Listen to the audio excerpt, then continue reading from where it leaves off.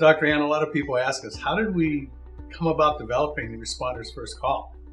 Well, what they need to know is that we've been in the preventative health space for over 30 years. And in fact, we're one of the pioneers with telemedicine all the way back to 2008. So we knew the power of using virtual connections confidentially 24/7 to medical doctors to help heal items where you don't need to go to a doctor's office to take care of it. I mean, everybody now is using telemedicine. So that was one natural aspect of it. And then we encountered one of our partners who actually has been working for the last 3 years in a huge police department, a large metropolitan city, where after every traumatic event, they would take one of their clinicians who are experienced in trauma and actually go to that department and work with all those people to try to help them deal with the trauma that they just experienced. And so one morning at 5 o'clock in the morning, I woke up and I thought, oh my gosh, we don't need boots on the street. We can do this virtually. Virtual medicine has been around since 2002.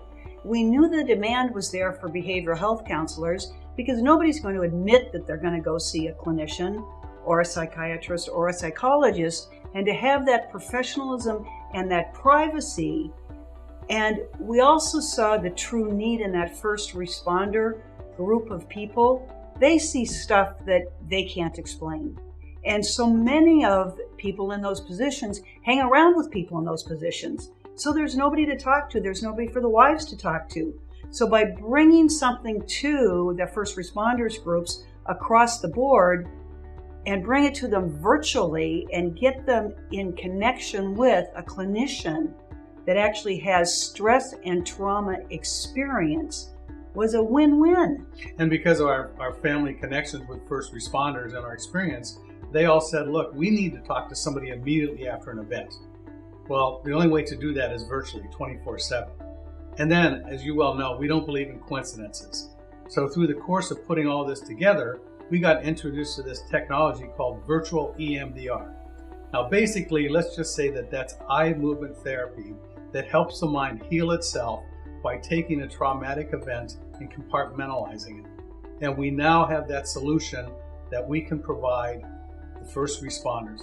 And this is a solution, by the way, that's endorsed by the World Health Organization, by the VA, by the Department of Defense as actual ability to cure PTSD. And the nice thing with doing virtual, you can have the ability to do it 24/7, wherever you want, whenever you want, at the privacy of your bunk or at home.